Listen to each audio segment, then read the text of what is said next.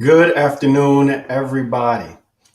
Thank you again for joining us for another edition of our monthly West Street Horn Cultural Heritage Series, where we bring presentations that seek to educate and empower all of our people so that we are empowered to make a difference where we are and to make certain that we lead through service. We are Frontiers International Plainfield Area Club, and we stand for advancement through service. Thank you again for joining us today for our special broadcast for Women's History Month 2021, where we have the distinct honor of hosting a very special guest by the name of Annette Alston. We will be unpacking a very timely discussion related to Harriet Tubman beyond the movie. Hers is a life to be modeled after one of perseverance, one of selfless determination to ensure that those who are oppressed and or have been hindered by the obstacles that have been designed to beset them are granted the freedom that they rightfully deserve. So we can certainly model after the life and the legacy that she lived. We are in our 60th year of service. The Frontiers International Plainfield Area Club has been serving individuals in the Plainfield area, particularly those of color, to ensure that they get access to information that empowers the decisions they make today. We also have a long-standing scholarship fund whereby we empower students to gain accessibility to education beyond high school. So again, thank you for joining us today. As we prepare to begin, we always like to open our broadcast with a brief word of prayer. So join me as we pray, and without further ado, thereafter, we will get this train moving. Let us pray. Gracious God, our Father, we come to you thanking and praising you for this day.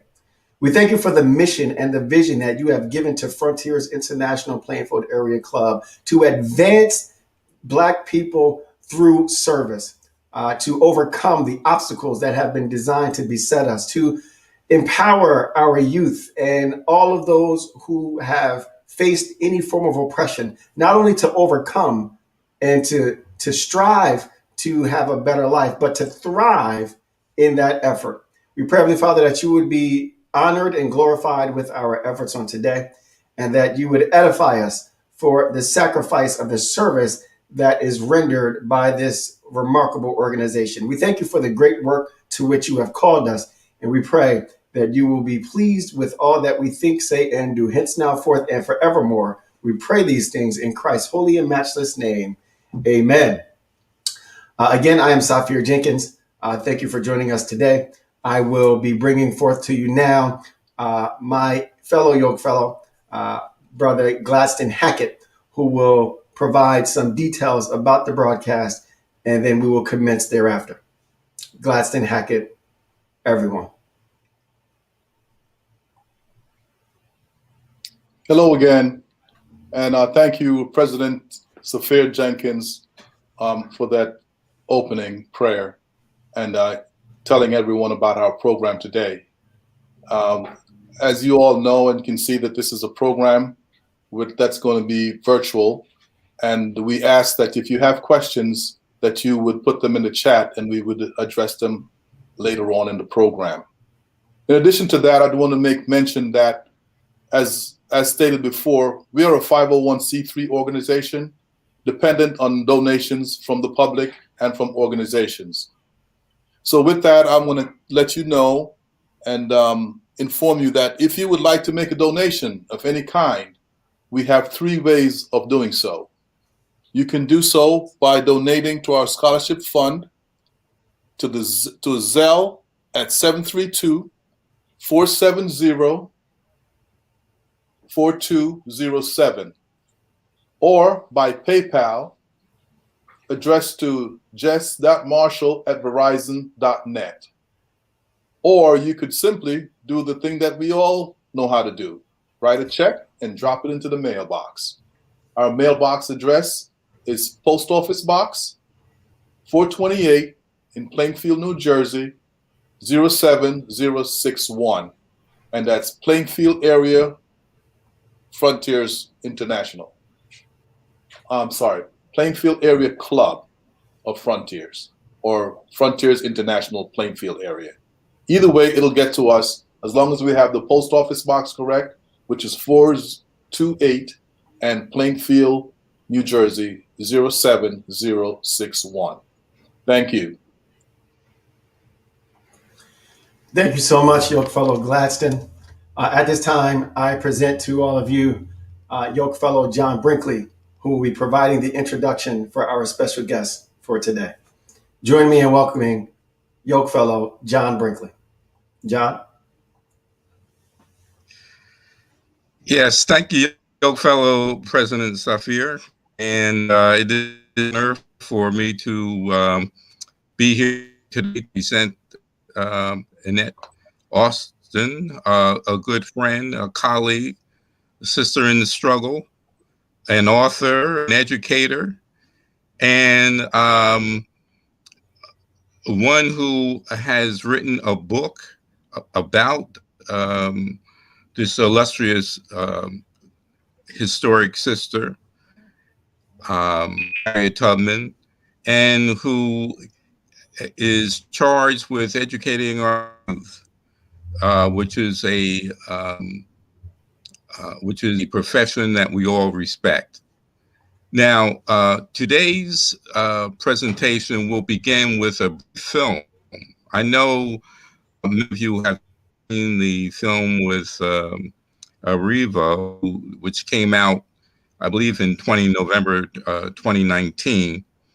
And but there is a brief film that we also would like to show you, just to give you some background about Harriet Tubman. And then Annette will then take it to the next level and go beyond the film, beyond the presentations that we all know about Harriet Tubman, and bring us to our current situation. So without further ado, Safir, if you can start the movie, and then we'll hear from Annette Alston.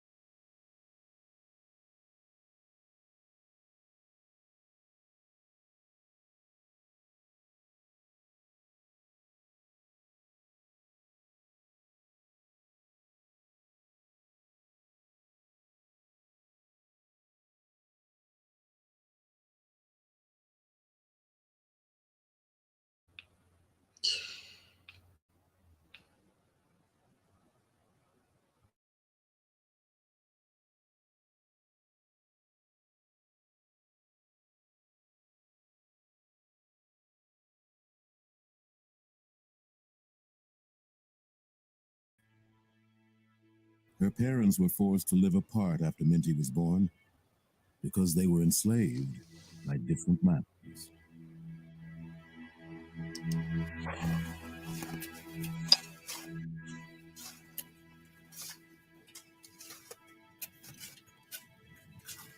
Minty Ross spent her childhood around Bucktown, enslaved by a farmer named Edward Brodus, He often hired out his enslaved people to other farmers for extra cash. For Minty, this began when she was just 6 years old. Her temporary master took her away from her mother, neglected her, beat her till they broke her ribs, and whipped her without mercy. Years later, you could still see scars where the whips had cut her flesh. I used to sleep on the floor in front of the fireplace, and there I'd lie and cry and cry. Minty was strong and iron-willed. One day at the Bucktown store, an overseer ordered her to stop an enslaved young man from escaping. She refused. The overseer threw an iron weight. It accidentally hit her instead. That weight struck me in the head and broke my skull. They carried me to the house all bleeding and fainting. But I went to work again, and I worked with the blood and sweat rolling down my face. It nearly killed her. For the rest of her life, she suffered not only from painful headaches, but epileptic seizures. The epilepsy created auras, visions and voices in her head. Her deep faith explained them. These were messages from God. Suddenly, I heard such music as filled all the air. Her first act of defiance had changed her physically, mentally, and spiritually. Forever. In 1844, the 22-year-old Minty married John Tubman. She took his name and began calling herself Harriet to honor her mother. John was free, like half the African Americans in Dorchester County at the time. But his freedom could not be shared by his wife. She was still enslaved, and she knew any children they had would also belong to her master.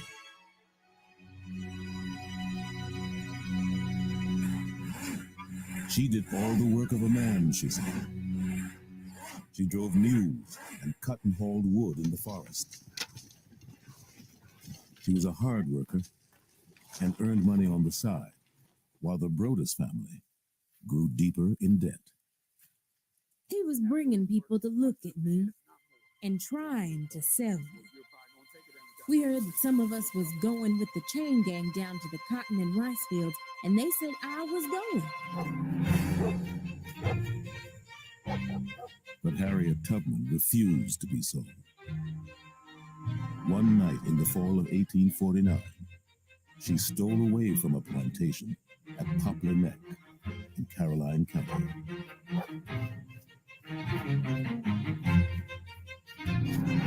She raced to freedom by herself, sometimes on foot, and sometimes with the help of a loose network of trustworthy, enslaved, and free blacks and white helpers who hid her and sheltered her as she made her way from station to station on the Underground Railroad.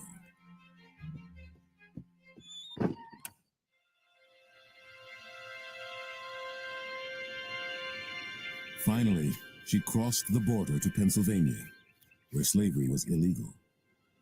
She was free.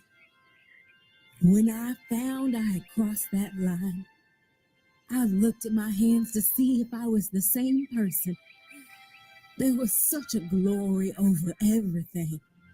The sun came like gold through the trees and over the fields. And I felt like I was in heaven.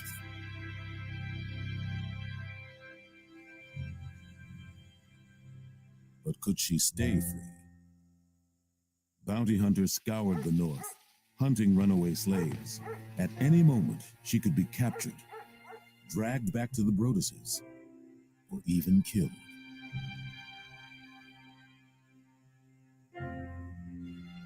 I was a stranger in a strange land.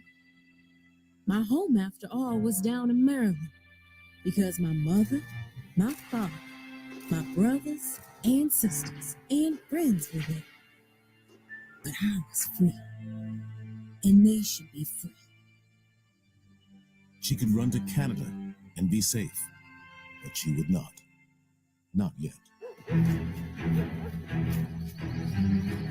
Over the next 11 years, Harriet Tubman risked her life again and again, returning to the Eastern Shore 13 times to free her beloved family and friends. She carried a pistol and demanded complete commitment to escape. Often, there were slave catchers and bloodhounds in hot pursuit.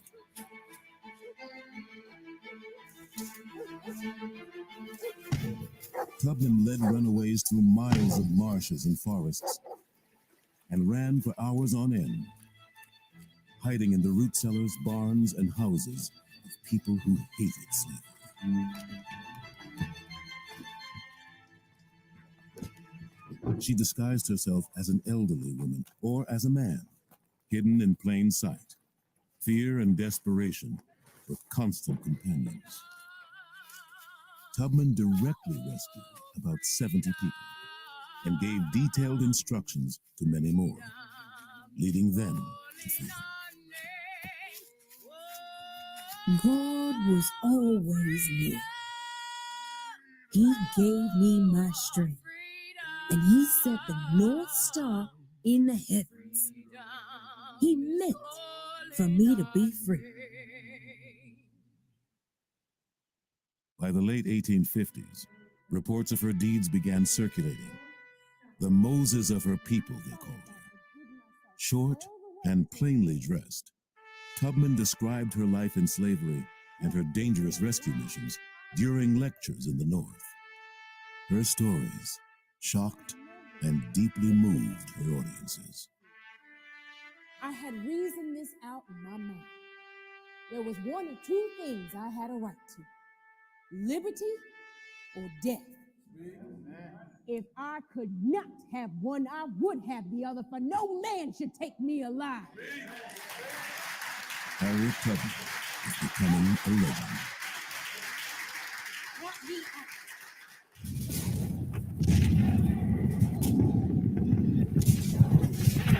The Civil War was fought over slavery.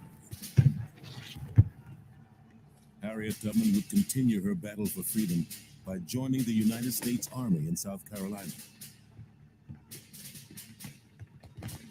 Then we saw the light, and that was the guns. And then we heard the thunder, and that was the big guns. And then we heard the rain fall, and that was the drops of blood falling.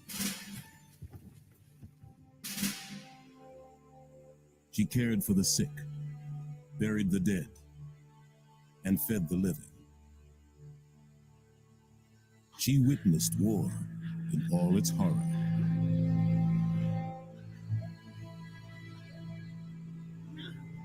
But the nurse was also a Union scout and spy. They ran from here, going all the way up to here. So She led a network of 8 spies crossing enemy lines to uncover information on rebel troop movements. She became the first woman to lead a Civil War expedition, a raid that freed some 750 enslaved people.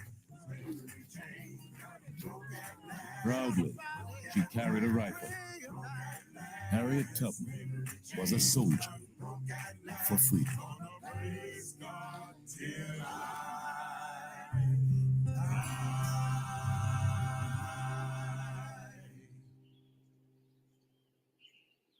In her later years, Tubman struggled to make ends meet.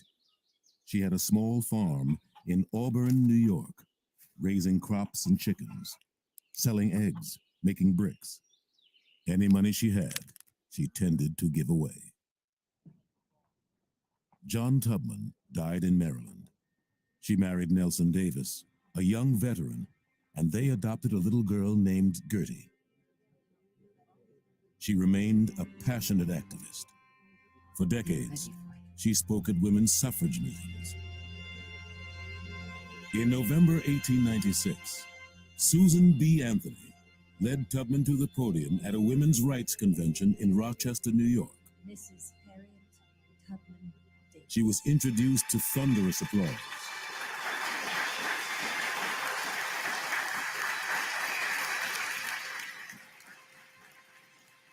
I was a conductor for the Underground Railroad for 8 years. And I can say what most conductors can't say. I never ran my train off the track. And I never lost a passenger.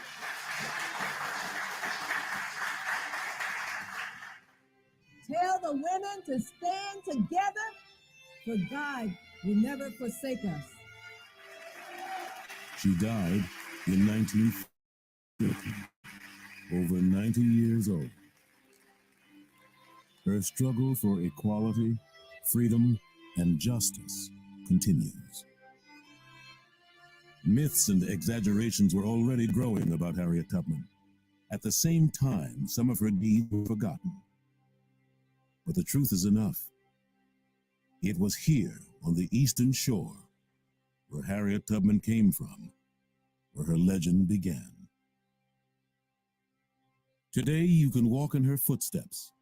The Harriet Tubman Underground Railroad Byway retraces the courageous exploits of this small, unassuming, and brilliant woman. A woman who survived enslavement, freed herself, then became an Underground Railroad leader, abolitionist, wartime nurse, spy, soldier, farmer, a businesswoman, and fighter for women's rights. This is where she lived, where she suffered, and where she accomplished great things. We can still travel through history with Harriet Tubman, moving always toward freedom.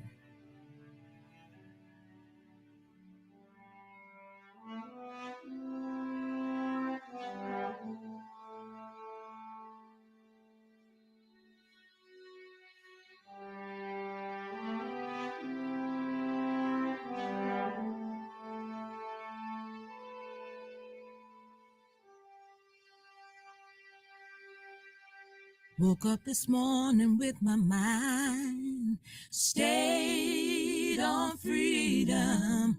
Woke up this morning with my mind stayed on freedom.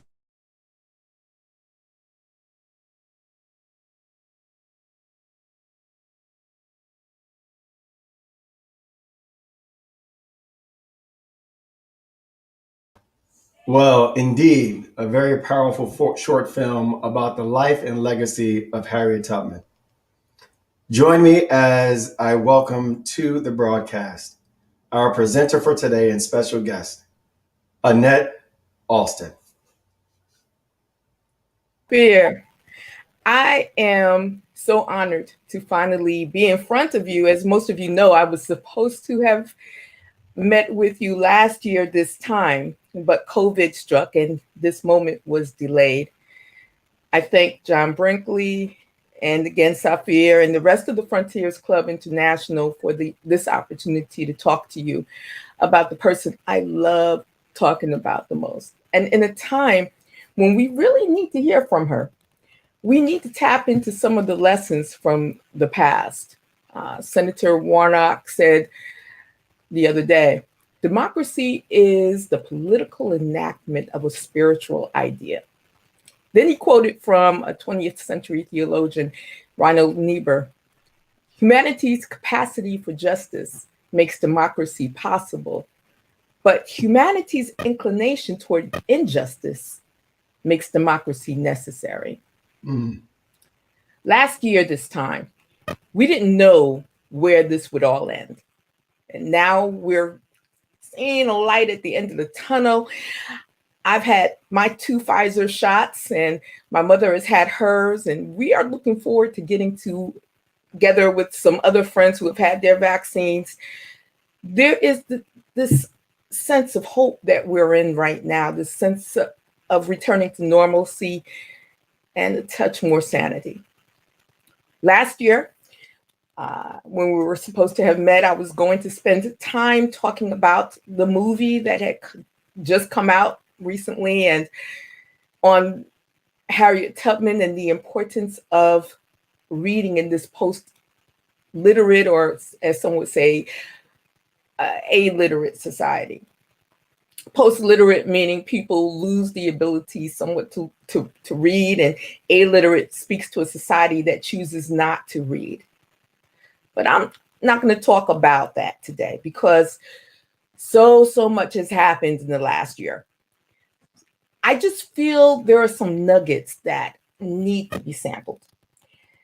These nuggets are really large crumbs that we can follow from January 6th, 2021, and the previous 4 years of terror, all the way back to Reconstruction and the Civil War. This inclination toward injustice and the struggle against it in the form of a perpetual push for true democracy is American history. Unfortunately, there are nearly 100 million people in this country that choose to be ignorant. America is false to the past, false to the present, and solemnly binds herself to be false to the future, said Frederick Douglass in his Meaning of the 4th of July speech. He went on to call slavery the great sin and shame of America. He said, "I will not equivocate. I will not excuse.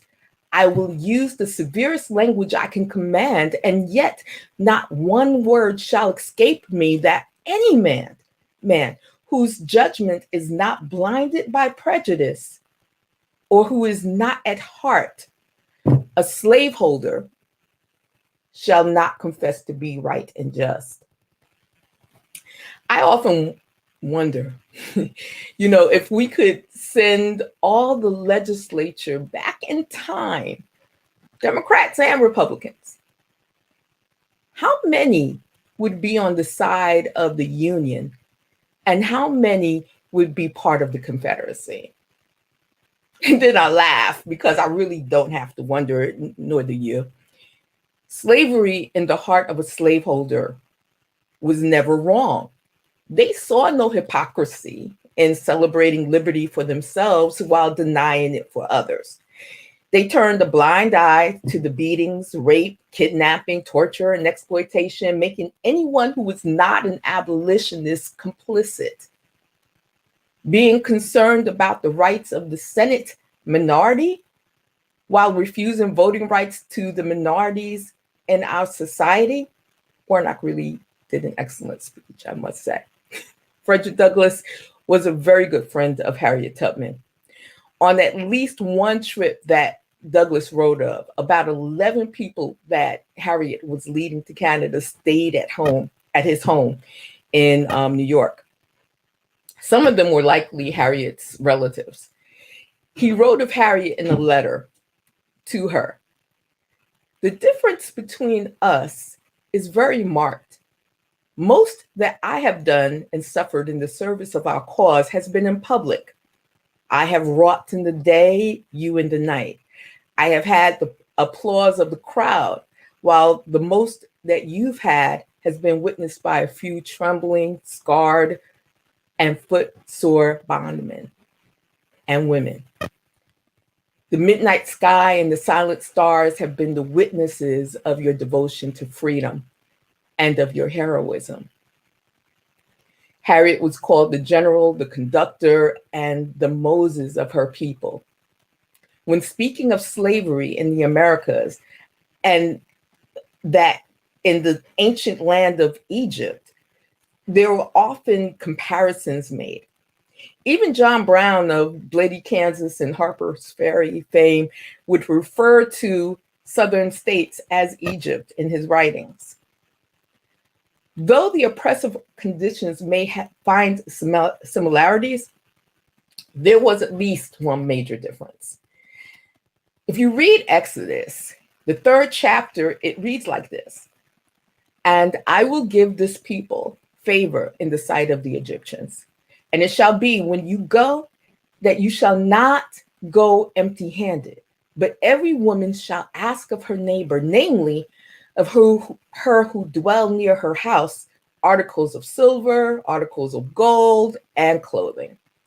And you shall put them on your sons and on your daughters. So you shall plunder the Egyptians. Thus saith the Lord."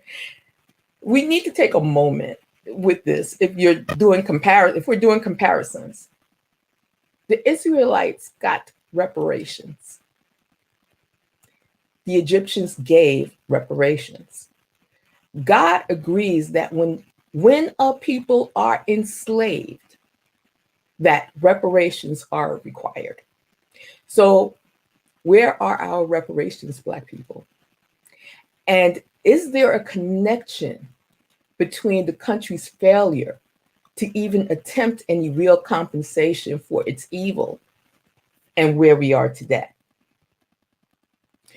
So I believe God loves this country and the people in this country.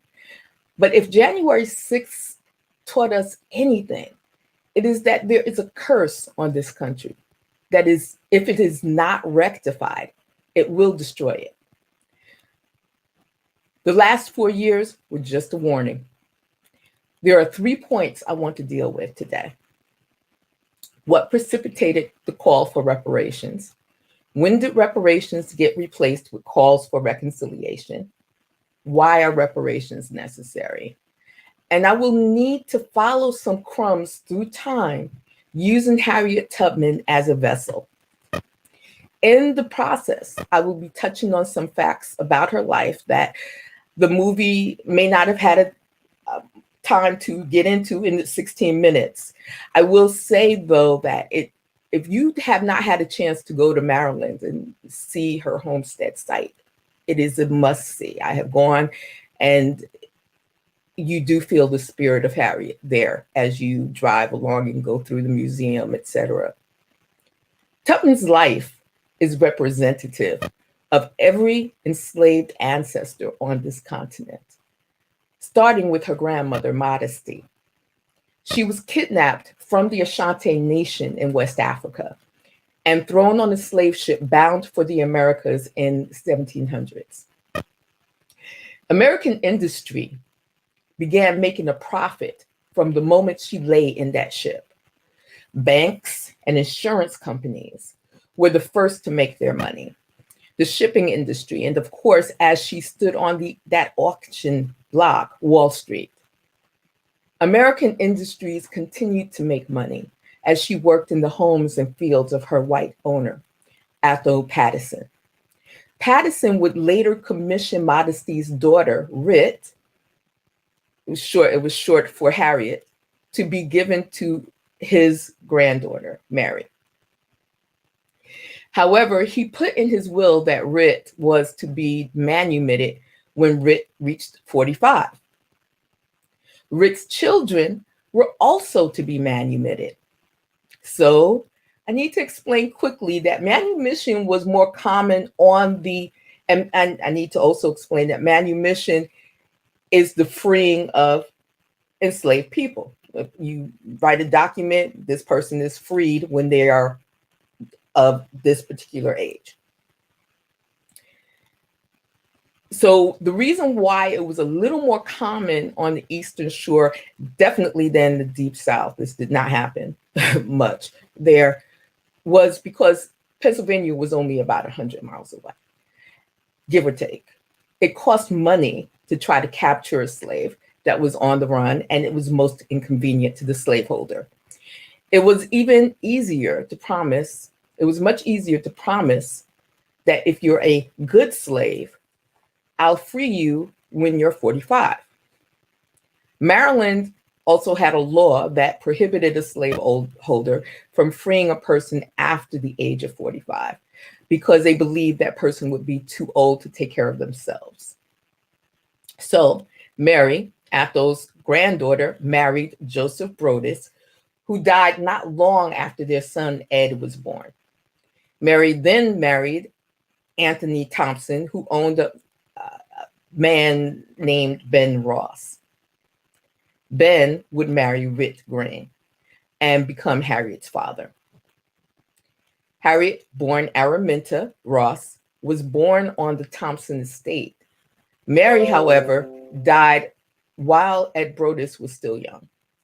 And Anthony Thompson raised him along with his own two sons from another marriage until Ed was of age to take over his mother's estate. Ed Brodess may or may not have known about the will of his great-grandfather Athol at the time of taking over the estate, but he certainly would become aware of it. Ed Brodess did not have the wealth of his stepfather and was in fact at war with him. Upon marrying, he took the human property that belonged to his mother, sold two of Harriet's sisters, and began renting out Harriet between the ages of 5 and 8 years old. That's where Harriet received some of her worst beatings, carrying scars she would have for the rest of her life. We know that Harriet was abused and beat unmercifully as a child. And at one point, when she was about 7 or 8, she was sent to the marsh in the middle of the winter to pull muskrats for their fur from traps and bring them to the person she was rented out to. She became so ill, likely with pneumonia, near death, when she was brought back to the Brodess farm for her mother to nurse back to health. And as you know, a few years later, her mother would be in the position of nursing her back to health again after being hit with that 6-pound iron, and thus causing narcolepsy, which basically was a spell that she would fall out at various times, not knowing when or where, which, as you know, could be particularly hazardous if you're a conductor on the Underground Railroad leading people to freedom. As an adult, Harriet had the privilege of renting herself out by first paying Ed Brodess $50 a year. Pause. $50 doesn't seem like a lot of money, but to us today. But if you translate $50 in today's currency or buying power, $50 is equivalent to about $1,700 in today's money. Reminds me of how France demanded and received reparations from Haiti up until recently for the privilege of being free from physical enslavement. Another story. Just a reminder of the roots of warped thinking from a capitalist perspective. However, Harriet, who was married by now to John Tubman, was clearly a hard worker. She was able to make enough money to buy oxen and hire an attorney for $5, about $76 in today's money. The attorney found proof that Harriet's mother was legally supposed to be freed upon turning 45, as were her children. Rit was already in her 60s, watched two of her children being sold off, and would be in a situation where she would have to hide. She would hide her son Moses in the woods whenever she thought Ed, the slaveholder, was sending someone around to carry him off. Times were tough financially for the Brodess estate, and Harriet knew it was just a matter of time before she would be sold off. Ed didn't care anything about that document sitting in the courthouse, nor would his wife after Ed Brodess died. When you think about how many Brodess died early, some might think that there was a curse already in action. I don't know about that, but I do know that Harriet prayed for Brodess' heart to change and for him to stop sending men around to determine whether they wanted to buy her. And when it was clear that his heart wasn't changing, the next prayer from her was, Lord, if you're not going to change his heart, kill him. 7 days later, Ed Brodus was dead. Now, Harriet was a woman of faith, and I think it was at that moment that she realized how connected she really was to God, and it scared her. In this case, Maryland law, as it stood at that time, was being violated. As it stood at that time, Harriet's family should have received reparations on that basis alone, but they never would. In fact, there were no consequences, of course, to the Broduses or their estate. In fact, Harriet's father, Ben, who was manumitted by his slaveholder the same year Harriet was married in 1844, would eventually have to buy his wife's freedom for $20, which in today's money would have been about 50 something dollars. $500 and something dollars. Keep in mind that Liza Brodus should have been paying Ben for more than 20 years of service in which she was supposed to be legally free. Understand that Rick's story was not unique. Remember, Harriet's family's story is representative of many enslaved persons' stories, and most were never freed. Wills were lost or burned in fires, accidentally or on purpose. Free Black men, women were captured and enslaved or re-enslaved. Remember 12 Years a Slave, the movie that was based on a real story. We lived a perpetual nightmare. We didn't need any boogeymen to scare us in the middle of the night. The rattle of the chains of slavery were as real as it gets. There was the lash and the slave catchers. Years later, the monsters would be night riders, Ku Klux Klan, and crazy white men who felt entitled to shoot a Black man or rape a Black woman just because. That's actually how John Tubman, a lot of people don't know this, Harriet's first husband died soon after the end of the war. He got into an argument with a white man, and the white man went home, got his rifle, and just shot him. Bam. My sharecropping great uncle was shot in the head by a white man who thought he was being cheated out of his share of cotton. Bam.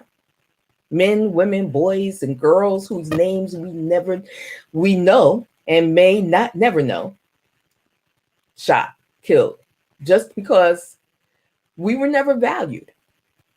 Our labor was never valued. Our struggle was never valued. Our many contributions, even in the form of blood on the battlefield, not valued. Reparations for what? Asks the slaveholder's heart. Is echoed throughout time and etched on every crumb that we follow. Of course, reparations for slavery. That's what. And everything that was done to us since to create the chasm of disparities that exist, because when this country had an opportunity to make amends, they reneged. Special Field Order 15 was handed to Abraham Lincoln by Union war hero General Sherman and approved by President Lincoln. And you all know this Field Order 15 as 40 acres and a mule.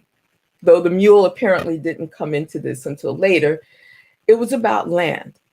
And it was the one thing that a group of Black people, mostly Black, mostly Baptist and Methodist preachers, 9 of the 20 of them were formerly enslaved, met with Secretary of War Edwin Stanton and General Sherman to find out just what they wanted after slavery ended.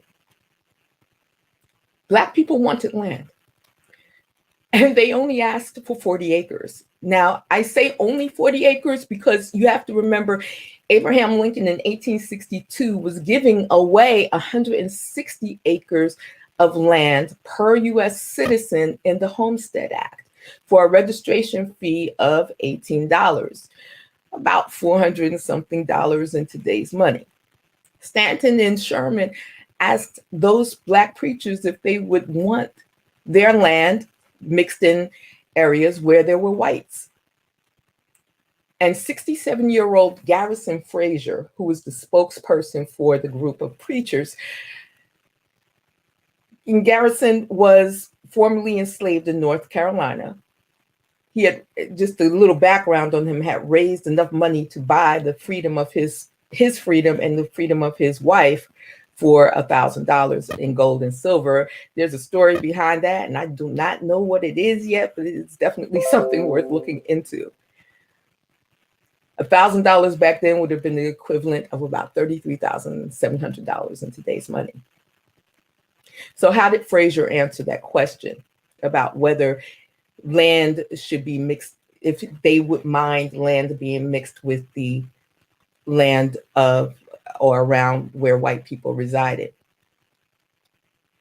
Did Frazier think it was a good idea for Black people's land to be mixed? And the answer without hesitation was no. He said he preferred that they be by themselves. And all but one other preacher agreed with Frazier.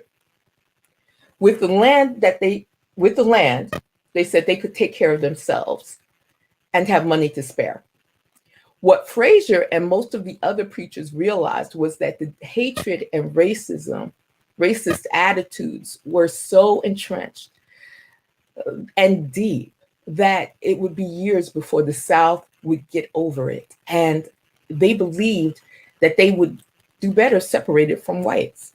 I believe the seeds of Black nationalism were actually sown right there in the call for reparations.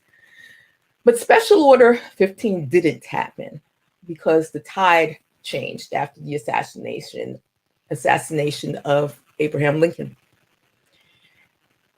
The tide changed from that of the thought of restitution to reconciliation. Now, not with Black people or the formerly enslaved, but reconciliation with the Northern and Southern, between the Northern and Southern white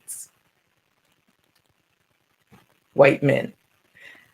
They would have blue and gray gatherings around the country that not only excluded Black soldiers, but any mention of the root causes of the conflict.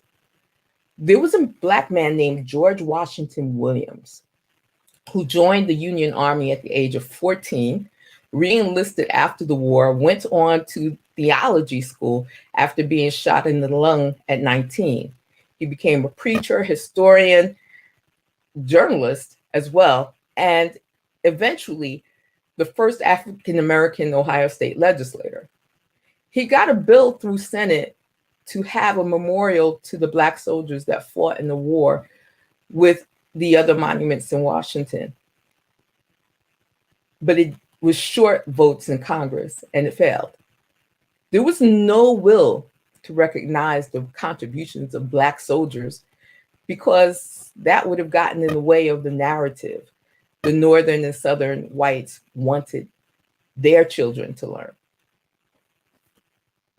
By the way, Andrew Johnson, for those that may not know, because the idea of this is completely foreign to us, the idea that a Republican and a Democrat would run on the same slate, but that's what happened in the name of unity. One of the first things Johnson did as president was reverse Special Order 15 in the name of unity and reconciliation. Frederick Douglass was quoted as saying, "If war among whites brings peace and liberty to Blacks, what will peace among whites bring?" Well, peace among whites appeared to require war on Blacks beginning with the removal of Union troops from the southern states, the return of land that was supposed to go to formerly enslaved, Black codes, Jim Crow, continual threats and assaults on our communities, families, and bodies. I'm not going to take the time this time to go down the litany of things that were done to us as a people to keep us at a perpetual disadvantage over the ages in everything. And the government exclusion from the social safety nets, from the Homestead Act of the 1860s to the GI Bill in the 1940s. Dr. King said that it's all right to tell a man to lift himself up by his own bootstraps, but it's a cruel jest to say to a bootless man that he ought to lift himself up by his own bootstraps. The strides that we made, however, despite everything that was launched at us, is nothing short of miraculous. We created our own institutions, banks, clubs, and associations, media that grew opportunities where there were none. We struggled against the winds, the bullets, the bombs dropped on us, and family members ripped from us. No other people coming on this land via ship has had to go through a fraction of what we have gone through in this country over the past 400 years. And you know what? That's saying a lot, because other ethnic groups have struggled and continue to go through. I always find it curious that when an injustice is done to us and we're in the streets, the powers that be want to talk about reconciliation. They want to talk about peace, but they don't want to talk about the dang problem that precipitated the outrage. And they definitely don't want to do anything about it to make sure that that injustice does not happen again. And this leads me to my final stretch on this journey as we follow these crumbs. And that is why it is not just called for, but it's necessary. Harriet Tubman would have definitely had something to say about reparations, given she couldn't even get her pension from the government for her service during the Civil War.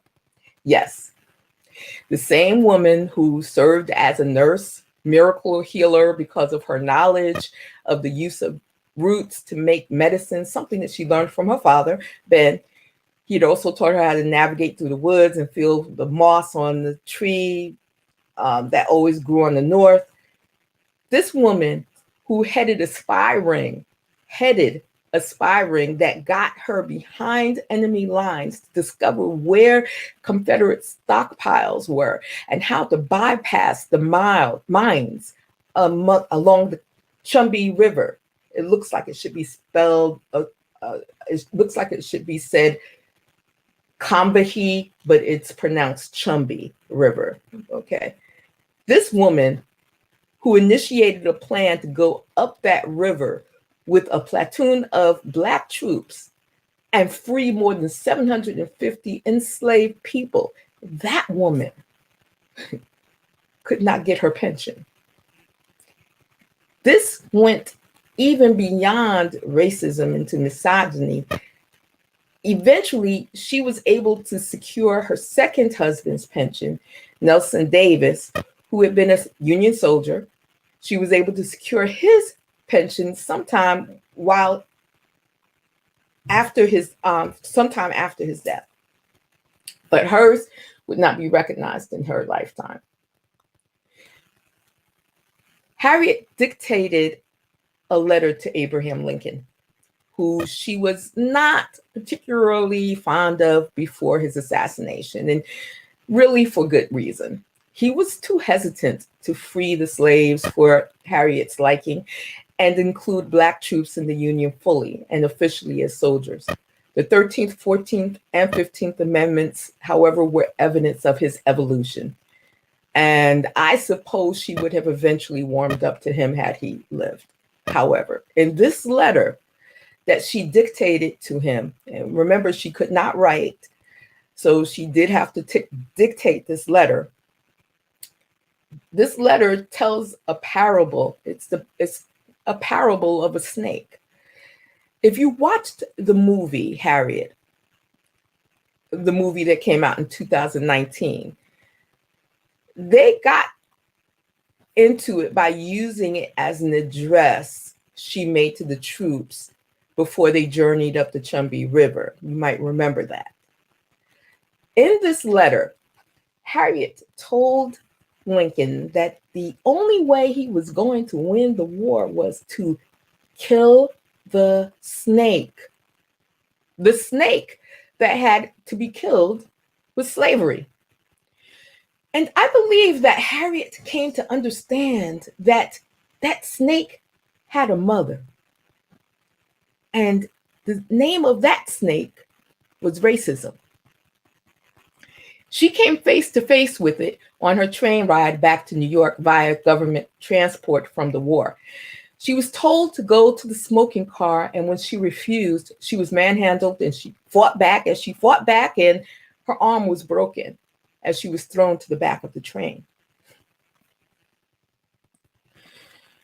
But nothing would stop Harriet. She would go on and do what she felt needed to be done for her people. She started a home for the elderly and needy. She was one of the founders of the National Association of Colored Women's Clubs. And she would always share what little bit she had. Harriet lived to be 90 years old. And she would see all the ugly teeth of racism sink its venom deep into the bowels of this country before she died March 10th, 1913. People, if we don't face the truth of the ugliness inside this country, we will be destroyed by the poison.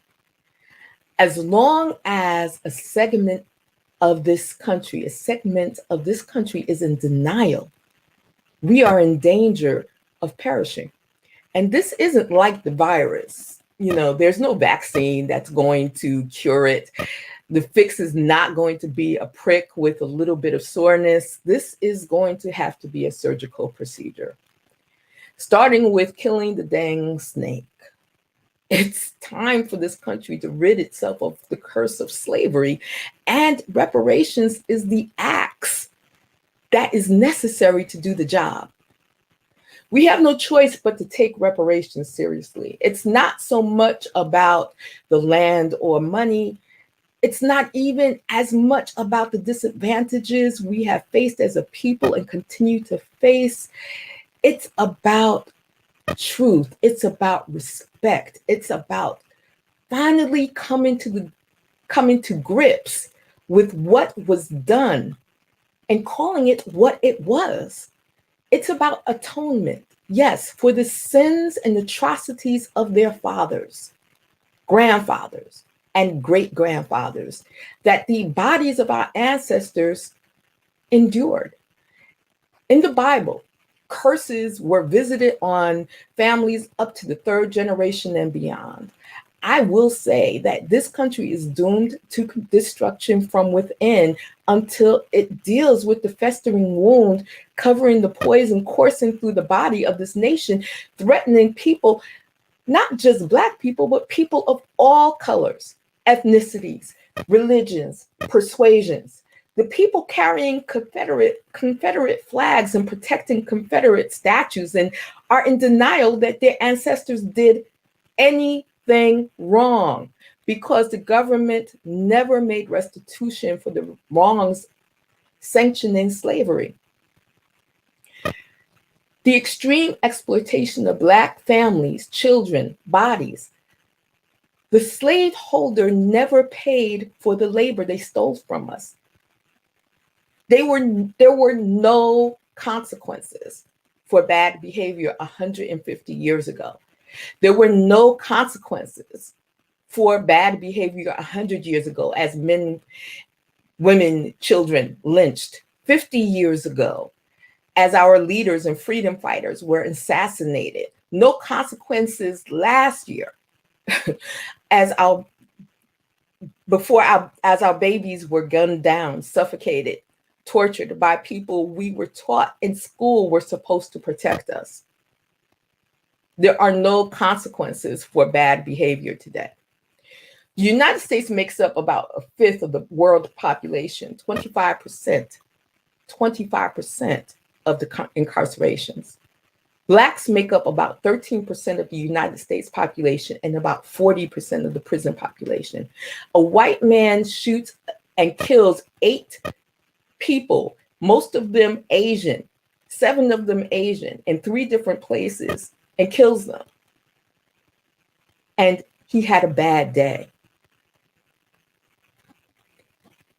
There are educated people in this country. Some are doctors and professionals who don't know who Harriet Tubman is, or Frederick Douglass, or Carter G. Woodson, or Ida B. Wells, W.E.B. Du Bois, Fannie Lou Hamer, Shirley Chisholm. New Jersey has a law called the Amistad Law that has been in place for 19 years, but is not being implemented because districts and too many teachers do not value our contributions enough to recognize our part in this country's existence. More bad behavior without consequences for breaking the law. The lack of consequences is racism. The lack of consequences is racism, pure and simple. And eventually, the lack of consequences for bad behavior will swallow this country whole. America is false to the past, false to the present, and solemnly binds herself to be false to the future. That quote bears saying again. Yes, yes, give Black descendants of slave reparations, because reparations forces society to look truth in the eye and see the evil that was done. It forces minds to research why and read and learn why reparations are not only called for, but imperative. So that statues of brave Black soldiers that fought in the Civil War are finally memorialized everywhere, including the Washington Park. When the Confederate flag is finally recognized as an emblem of shame by the children of those who used to raise it proudly, continue to raise it proudly. When Black history will be integrated thoroughly in American history and in science books.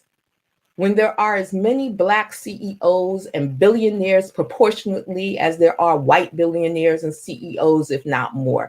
When there are fewer Black people in jail proportionately than white people, then and only then can we say that ancient snake of racism is dead. What would Harriet say? Kill the snake. The heart and soul of this country depend on it. I believe we have some time for questions.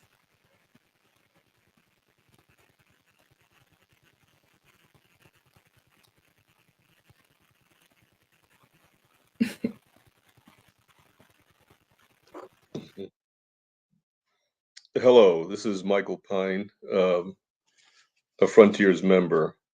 I would like to thank you, Annette, for that wonderful presentation on the life and legacy of Harriet Tubman and the inspiration that she provided to so many back then, and it lives on to today.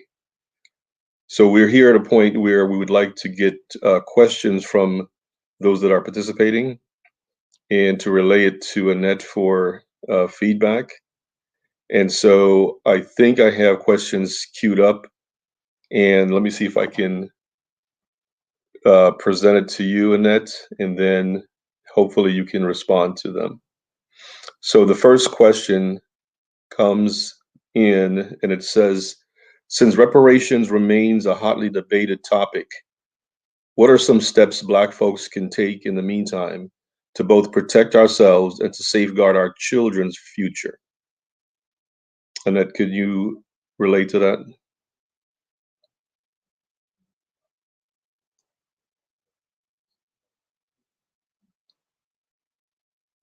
And you're on mute. Okay, I'm There we sorry. go. It's I okay. think that it's important for us to learn our history. And it is not just the responsibility of schools. It starts at home. I think we have to educate our children wherever they are, in churches. We have an organization. I'm part of People's Organization for Progress, and we have a group within that group called the Popcorn Kids, where Zaid Muhammad and a sister, and for some reason, I can't say her name right now. Please forgive me. Sandra has taught these kids over the years, faithfully, for every month. At the end of the month at the Irvington Library, she would bring kids together up until COVID hit, and just we have to learn our history. We have to know who we are, and it's important that not only we know who we are, but everyone who should know who we are and should know the contributions that we have made to this country. We basically built this country, and so everyone should understand that. And I think that if we start having these talks, people will start to really make some headway with this and start to take it seriously. Starts with education. Okay. All right. The second question says, do you believe integration is a positive thing for Blacks? That's a tough one. That is a tough one. Only I believe that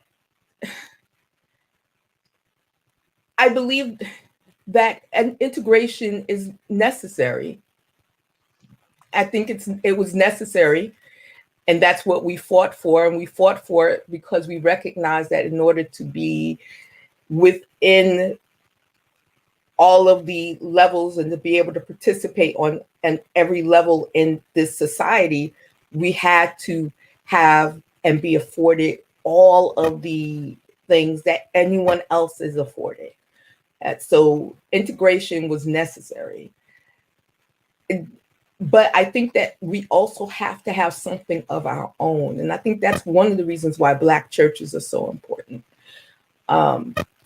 We were forced into a situation of having our own churches, but I think in this particular case, this institution, I think has served us well in that it's a place where we can gather together among ourselves. We can think tank, we can just come together as a people and meet our needs within the community. So, I mean, that's one example. And also the other organizations that have been formed, like the Frontiers International, the National Association of Colored Women's Clubs, and all of those things that we had to put in place because we needed a space. We needed a space for us.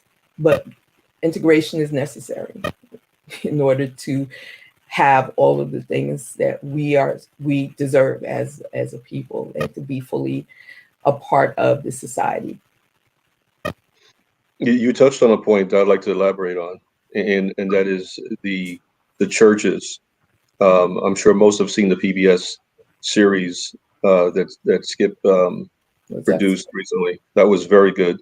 Mm-hmm. But the one thing that it ties back to that I'm always researching is the whole abolitionist movement, right? Because that's a mixed group of folks, but it was religion based, right? Because most of the abolitionists, the white ones especially, felt that due to the teachings of Christ and the biblical teachings, you should treat your fellow man as equal, right?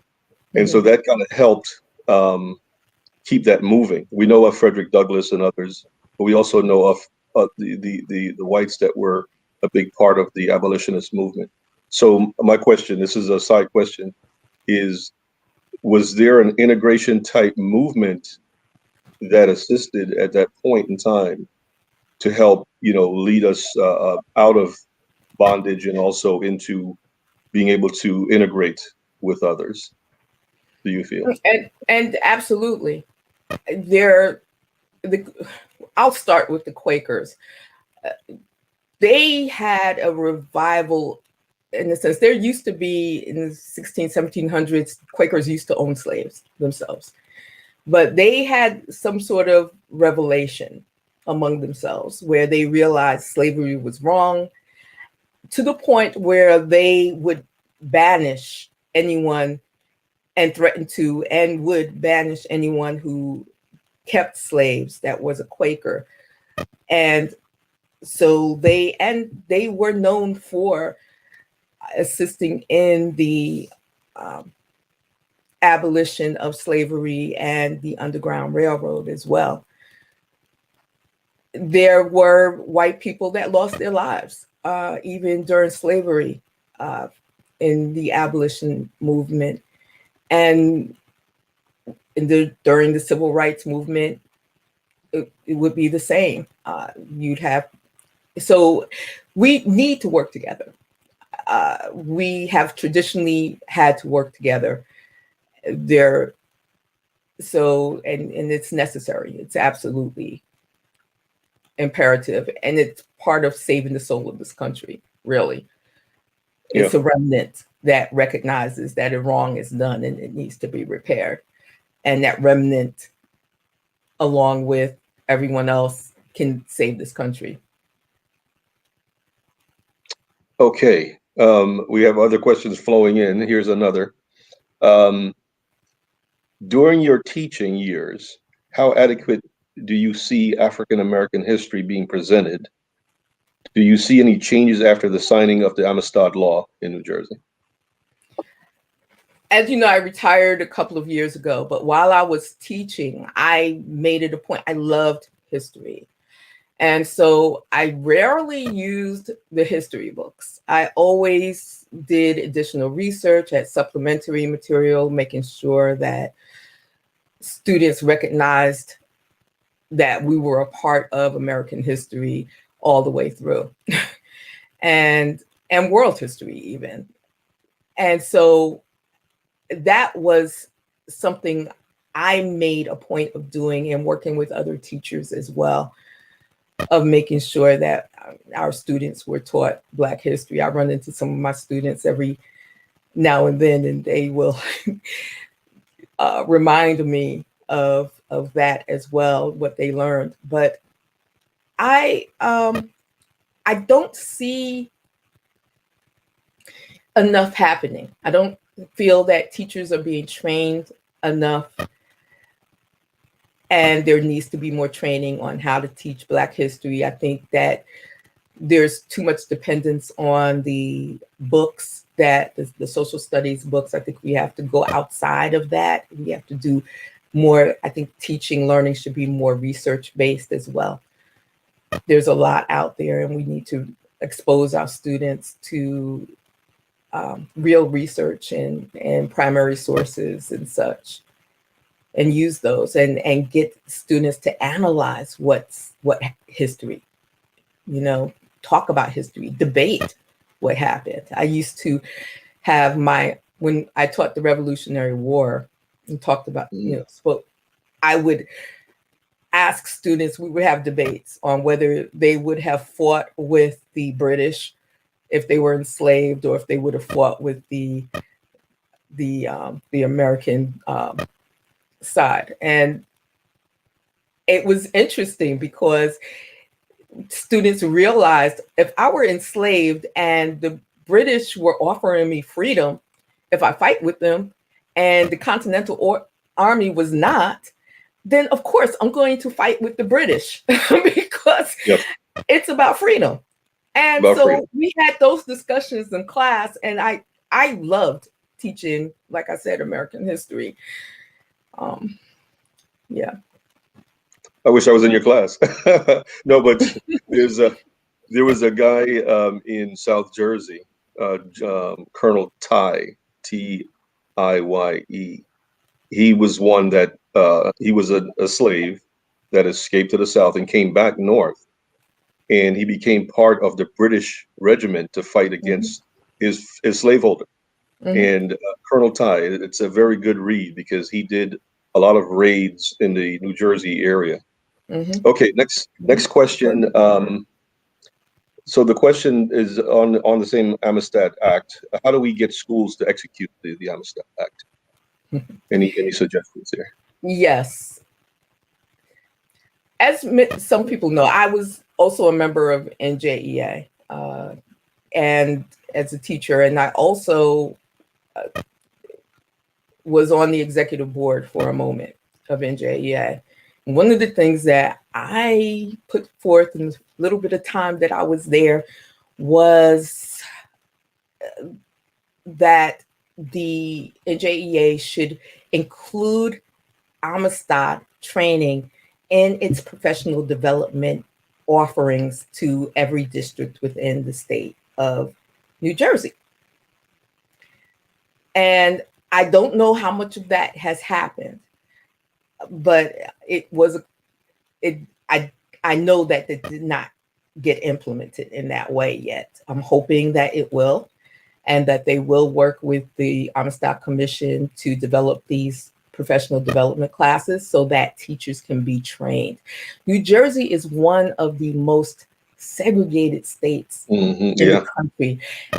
It's weird because it's one of the most diverse states in the country, but it's not because people live with each other.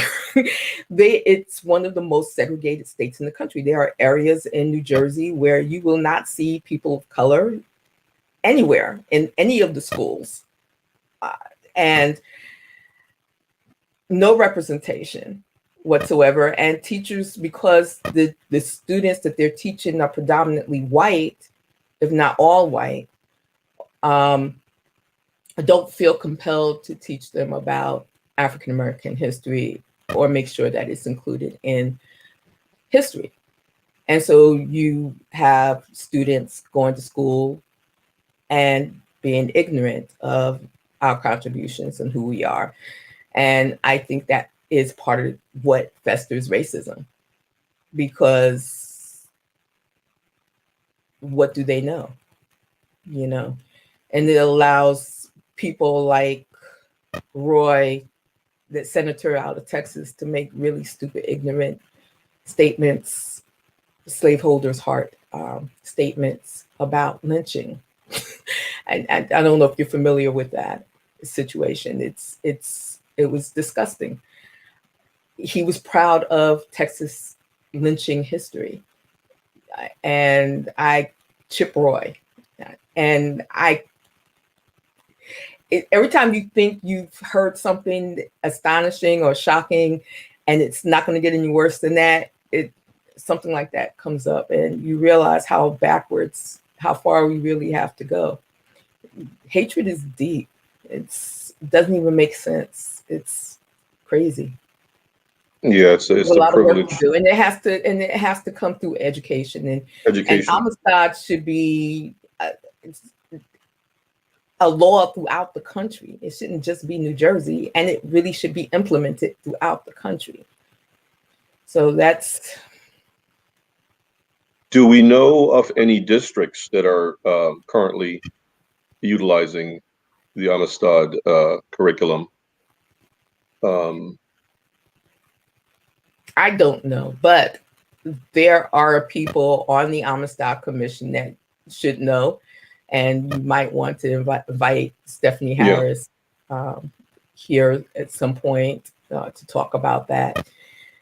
And I think that districts that are doing the right thing should be highlighted. I think we need to focus on that and look at the best practices around the country, around the state, around the country, and highlight those things so that we can all learn from each other. Okay. Here's another question. It deals with the $20 bill. And knowing that Harriet Tubman is slated to be put on the $20 bill, what do you think should be done to fully maximize this whole event? I think we need to write letters to make sure that they haven't forgotten. I believe that it's going to happen now that we have a new administration. And I have heard talk about refocusing on that happening. I believe it's going to happen now. It should have happened before, but we have 4 years of insanity. So now hopefully we have a little bit of sanity and things will be steered back on course. And now you're asking about fully maximizing the event. We need to basically continue to talk about her, teach about Harriet Tubman. This is an excellent opportunity to talk about Amistad and teaching Black history, integrating it throughout American history, making sure it's taught correctly. And so, and our importance even in the sciences. It's amazing to me that people don't recognize Black people's contributions to science, to the inventions, even in talking about, people might hear about George Washington Carver. They don't necessarily know about Benjamin Banneker, or even some of the other scientists up to now. People are just hearing about the women that were used as calculators for the NASA launches. It's just, we just have a lot to teach and learn, and we need to use this opportunity to focus on the importance of learning Black history. Okay, here's, I believe this is our last question. So the question says, what individuals or organizations today would you say best reflect the spirit of Harriet Tubman? Well, I'm a member of People's Organization for Progress. And I tell you, I believe that the constant struggle, the recognizing the need to continually be out in the streets and being heard, flashing a light on those things that need to be corrected and changed. I think that it's important to do that. And I'm not limiting. There are a lot of organizations that are out there that are focused on doing the right thing. I mean, I will never dispel the NAACP. I'm a member of the NAACP and in Newark, and I am going to join the NAACP in Georgia. There's a lot of work to be done down here in terms of voting rights and everything. So, those are just a couple of organizations, but there are many. I'm also part of the Essex County Civic Club in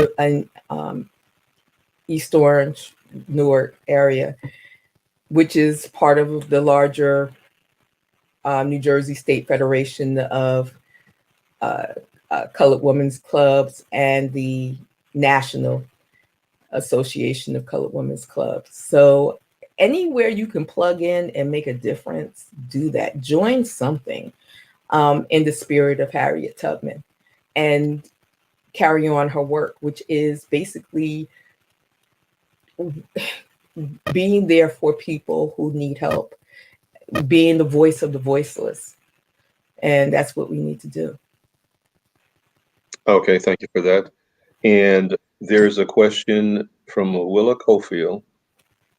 What can we, ordinary people, do to advance the cause for reparations? Yeah, I just want to say before, Willa Cofield, there needs to be a book about her and all that she has done throughout her life She is a phenomenal woman, and I think she just finished a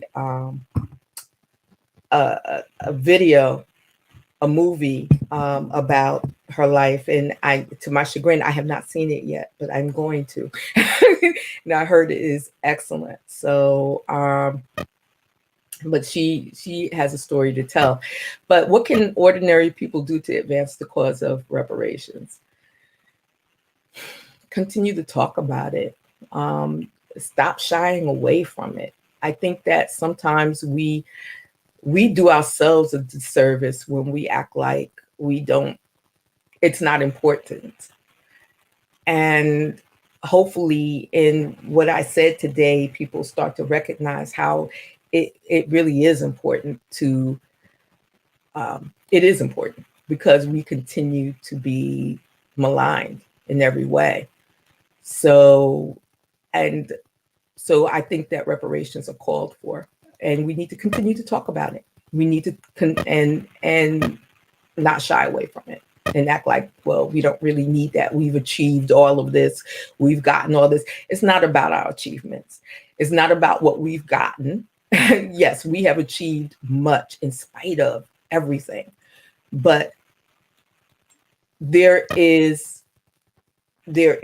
a check due. There's as Dr. King had said in his speech, and I know I'm going to mess this up, but there's a check that basically that has bounced, and we are due this, because they continue to kill us in the streets. They continue to disrespect us in every sort of way, and until there's a reckoning. The reckoning really has to be in the form, I believe, of reparations. I believe that is the start of it. And we have to talk about it. Okay. And demand it. We have to demand it. Alrighty. So her movie is the 9 o'clock whistle. Someone just posted that for me, John. Thank you. Thank you. And okay, so there are no other questions. So I guess I can turn it back over to you, Saphir. Please mention our keynote from our MLK program, because he had an initiative that deals with reparations and how to get our elected officials engaged, right? Because it has to go through the process of engaging our elected folks, whether on the local level, the county, state, national. Ryan Haygood, he spoke with us recently, and he has a plan. Maybe that's something that we all could take a look at. I don't have the flyer in front of me, but maybe that's something, Saphir, you can bring up with the links to his information. Annette, thank you so much. I just want to say there are talks that are being had around the country. There are bills that are out there. We need to support them. And we need to recognize, I think we need to recognize within ourselves as a people, we have to recognize the importance of that. And until we recognize it ourselves, we're going to have a long way to go. So we have to recognize within ourselves the importance of valuing ourselves in that way and demanding reparations. And I'm going to make that trip one of these days down to the Eastern Shore of Maryland to take that trail, and to imagine what it must have been like for a woman of that stature. I mean, she was such a beautiful person. Frederick Douglass talked about, she had wrote Frederick Douglass, and you mentioned it, about saying a few words on her behalf, right? And he said, well, you've done more for the whole movement than I have. I'm in the light, but you're working in the dark, right? She's working with the unseen and making things happen. And so it's a legacy that we should never forget. We should keep it going. Thank you so much again, Annette, and I'll turn it over to Sophie. Thank you for the opportunity. Thank you. Absolutely. Thank you again, Michael Pine, as well. Annette, again, I share that sentiment, as we all do. We are grateful that you joined us today and provided such a rich history and really vantage point about the life and legacy of Harriet Tubman. Certainly, the challenges that we face are great, and they continue to remain and persist. But as a people, we do have choices to make every day. And if we get behind bills like these, there's a bill in New Jersey currently calling for a commission to study reparations. There's also one that was introduced by Senator Cory Booker at the federal level calling for the same thing. To do it. And so it's imperative that as a people that we get engaged in these processes, that we push forward to try to advance these bills, but also that we remain vigilant in our daily lives and with all the decisions that we make. Annette, again, thank you so much. I will certainly make sure that we remain in touch with you because yours is a great story to tell. Obviously, the work that you are doing speaks for itself, and that speaks volumes. So thanks again, and we will be connecting with you again shortly. Thank you. For everyone else, we thank you so much for joining us on today. We recognize that it's Saturday and you could have chosen to do a number of other things, but you chose to be here with us. Whether you're home or you are watching us virtually by way of a mobile phone or a tablet, we're just grateful that you carved out some time to join us on today. We ask that you follow the page or subscribe below if you are on YouTube.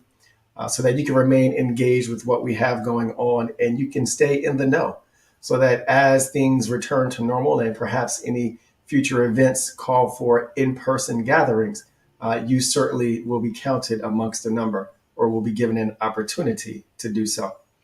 We are the Frontiers International Plainfield Area Club. I am Safir Jenkins. We thank you again for joining us.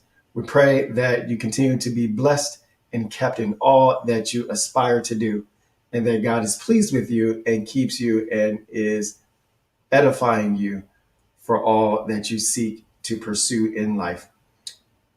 God bless you. God keep you. Thank you, and have a great day.